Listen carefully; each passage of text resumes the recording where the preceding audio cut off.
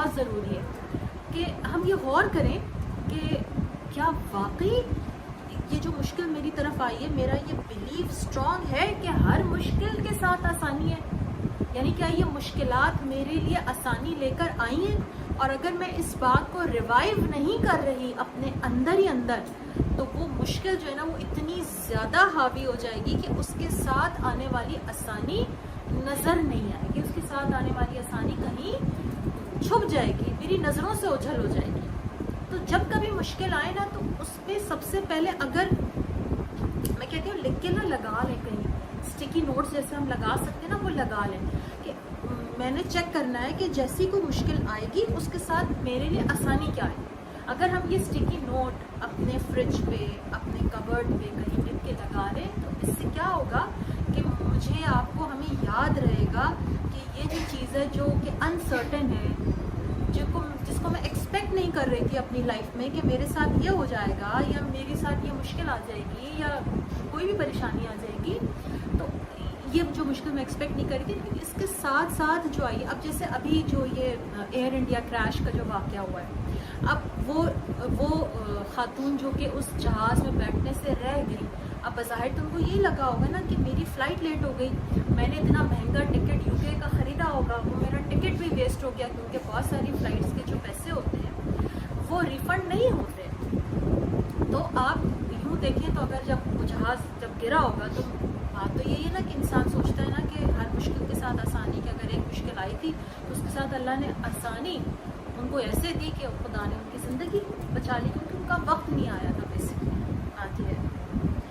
तो जब हम इस चीज़ को रख लेते हैं ना, अच्छा पता है ये चीज़ क्यों नहीं आती, मुझे ऐसा लगता है कि ये चीज़ इसलिए नहीं आती क्योंकि हमारे दिलों में अल्लाह का डर ज़्यादा होता है, मोहब्बत ना होती है। जब आप दिलों में अल्लाह की मोहब्बत को ताज़ा रखते हैं ना, उसको रिकॉल करते रहते हैं, तो अल्लाह के हुक्म से ऐसा होता है कि आपको अपना जो मुश्किल और कड़ा वक्त है ना, वो आसान लगने लगता है। आपको बज़ाहिर कोई आसानी नज़र भी नहीं आ रही होती, फिर भी वो मुश्किल वक्त आसान लगने लगता है। ये भी एक पहलू है इस बात का, ये बात मेरी याद रखिए कि वो मुश्किल वक्त के साथ जो आने वाली आसानी ना, उस वक्त दिखती नहीं है, क्योंकि वो हमें शायद कुछ अरसे के बाद दिखनी होती है। लेकिन अगर खुदा पर यकीन मजबूत हो, उसकी मोहब्बत का यकीन हो, तो होता यह है कि इंसान फिर उस आसानी को, उस मुश्किल को अल्लाह की मोहब्बत समझकर एक्सेप्ट कर लेता है, उसको गले लगा लेता है कि अल्लाह ये तेरी तरफ से मेरे लिए आसानी दी गई है, बस मेरा ये मानना है, मेरा ये भरोसा है, तो मैं इसको एक्सेप्ट करती हूँ। तो ये जो फीलिंग है ना, इसके ऊपर काम करने की हमें ज़रूरत है। दूसरी चीज़ जो है ना, वो है शुक्राना। इसके ऊपर हम बहुत बात करते रहते हैं, लेकिन आज मैं शुक्राने के ऊपर बात करूँगी। न्यूरो साइंस यानी जो ब्रेन का स्ट्रक्चर है ना, वो शुक्राने से कैसे चेंज होता है, आज हम उसकी रोशनी में बात करेंगे। नाशुक्री क्यों आती है हमारे अंदर, जब हम उन चीज़ों को देखते हैं जो हमारी ज़िंदगी में नहीं हो या कम हो, और शुक्रगुजारी कब आती है, जब हम उन चीज़ों को देखते हैं जो हमारी ज़िंदगी में मौजूद होती हैं। ठीक है, ये एक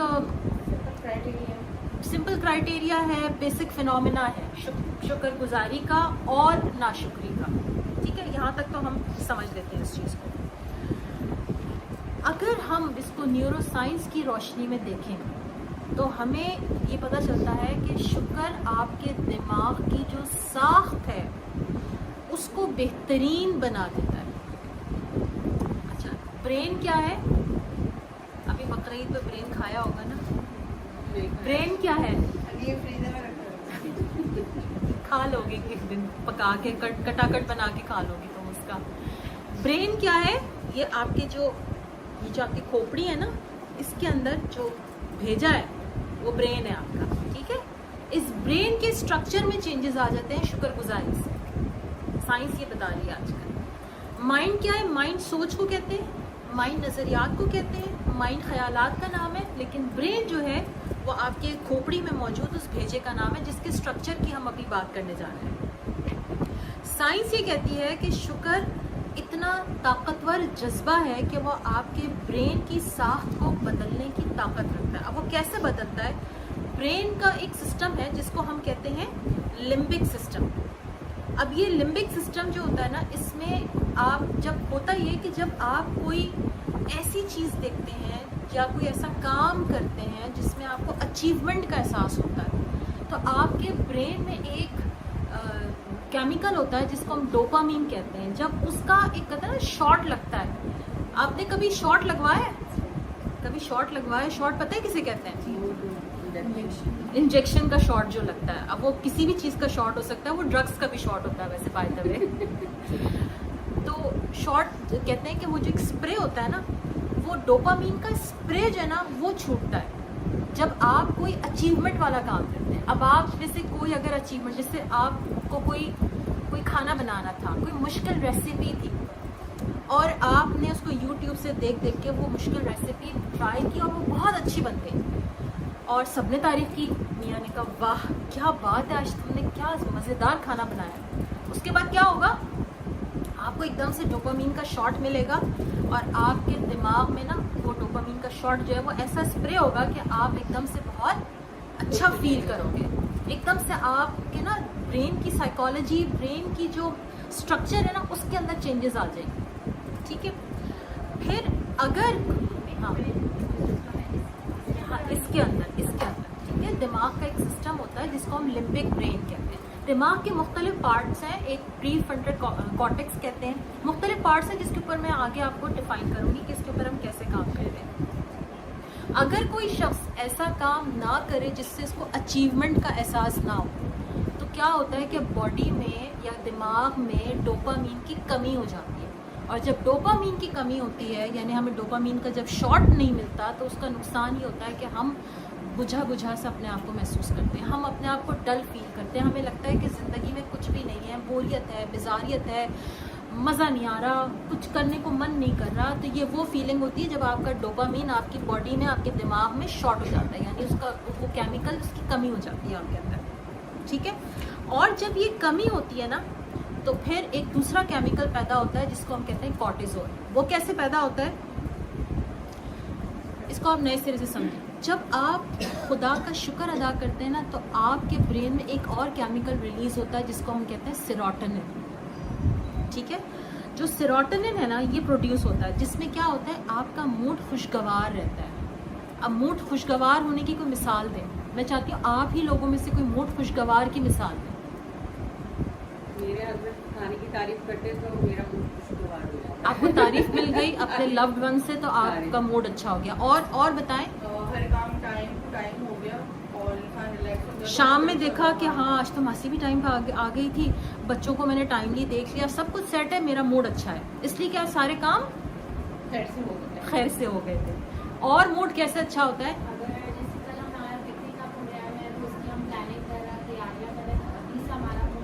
हाँ, बहुत अच्छी मिसाल है कि अभी हमने एक काम फ्यूचर में करना है, अभी हमने किया नहीं है, अभी हम उसकी प्लानिंग कर रहे हैं। अब घर में कोई शादी आ रही है, एक तो हमारे की शादी स्ट्रेसफुल इतनी हो गई है कि शादी की मिसाल देते हुए मुझे खुद डर लग रहा है कि शादी आ रही है, उसकी तैयारी कर रहे हैं, जोड़े बनने दे रहे हैं, ये हो रहा है, घर में तैयारी हो रही है, फर्नीचर चेंज हो रहा है, फर्नीचर बनने जा रहा है, ये हो रहा है, वो हो रहा है, कार्ड्स बट रहे हैं। तो वो जो चीज़ होती है ना, तो वो भी आपका मूड खुशगवार करती है, क्योंकि आपको लगता है कि आप कुछ अचीव करने जा रहे हैं, आप कुछ अच्छी हैपनिंग आपके घर में होने जा रही है, आपकी फैमिली में होने जा रही है, जिसके लिए आप बड़े खुश हैं, आप बड़ा मुतमईन अपने आप को महसूस कर रहे हैं। तो जब ये मूड अच्छा होता है ना, तो उससे आपकी बॉडी का जो कॉर्टिसोल लेवल है, कॉर्टिसोल कहते हैं स्ट्रेस हार्मोन, जब ये बढ़ता है ना, तो आप स्ट्रेस फील करते हैं, आपको एंजाइटी होती है, आपको डिप्रेशन होता है। तो जब आपका कौन सा हार्मोन बढ़ेगा, एक तो डोपामीन बढ़ेगा और आपका सेरोटोनिन बढ़ेगा। जब ये दो हार्मोन्स बढ़ेंगे तो आपका कॉर्टिसोल नीचे आ जाएगा। कॉर्टिसोल हमेशा याद रखिए, ये होता है स्ट्रेस हार्मोन। मुझे लग रहा है मैं बायोलॉजी की क्लास ले रही हूँ। हमें भी यही लग रहा है। हम 9 के स्टूडेंट हैं। पढ़ लो, अब तो पढ़ लो। ठीक है, तो आपने क्या करना है कि आपने ऐसे काम करने हैं जिससे आपका मूड अच्छा है। अच्छा, अब घर में शादी भी नहीं आ रही, सही है, और कोई पिकनिक भी नहीं आ रही, तो मूड कैसे अच्छा करें? मिसालें दें, वरना ऐसा नहीं हो, वरना घर जाके कहेंगे पता नहीं क्या मिसालें दें। बाहर निकल जाए, घर छोड़ के भाग जाए। अच्छा नहीं, किसी फ्रेंड से मिलने जा रहे हैं, हाँ, किसी फ्रेंड से मिल लें, और क्या कर लें, चाय पे जा रहे हैं, कोई अच्छी किताब पढ़ लें, और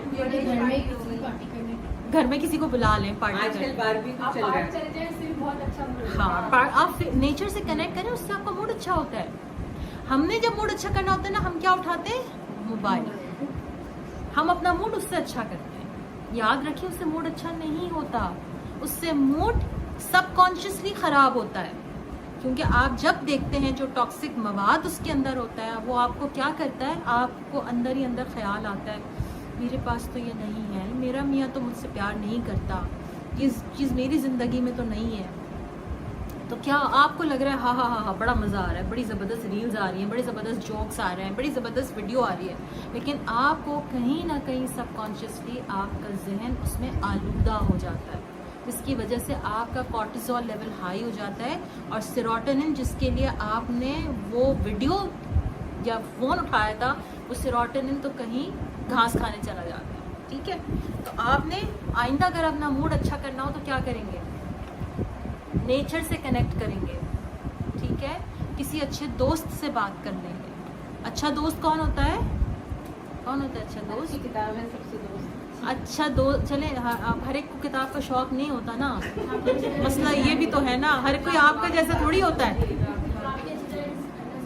जो आपको सुन ले,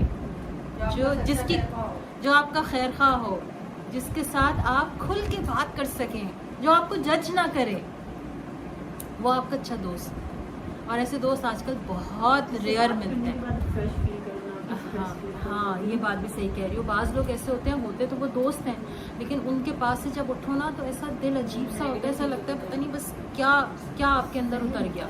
और उनको हम कहते हैं दोस्त हैं, लेकिन फिर हम उन्हीं से मिलने से घबरा रहे होते हैं। ये भी ये आज कल में है, ये आज के दौर कल में है।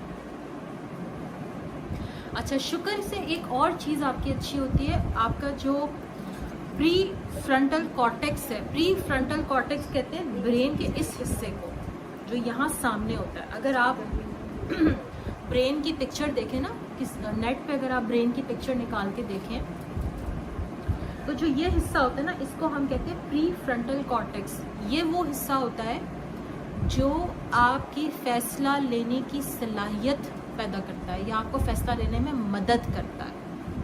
और ये वो हिस्सा होता है जो आपका लॉजिकल ब्रेन है। ठीक है, एक होता है आपका इमोशनल ब्रेन, जो आपके सर के पिछले हिस्से में होता है, और एक होता है आपका लॉजिकल ब्रेन जो सर के इस हिस्से में होता है, जिससे आप फैसले लेते हैं, जिससे आप सोचते हैं, जिससे आप लॉजिकली चीज़ों को इवैल्यूएट करते हैं। यानी आप 2+2 4 किससे करते हैं, इसी ब्रेन से करते हैं। ठीक है, आज खाने में क्या पकेगा, ये फैसला आप किससे करेंगी, इस ब्रेन से, अगर आपके इमोशंस गालिब नहीं आ रहे। लेकिन अगर मियाँ ने कह दिया था या सास ने कहा था कि तुम ये अच्छी चीज़ नहीं बनाती, तो आपका इमोशनल ब्रेन कहेगा, दिल चाह रहा होगा आपका वही खाना बनाने का, आपका इमोशनल ब्रेन आपको कहेगा नहीं नहीं नहीं बनाओ, फिर वो तुम्हें 4 बातें सुनाएंगी।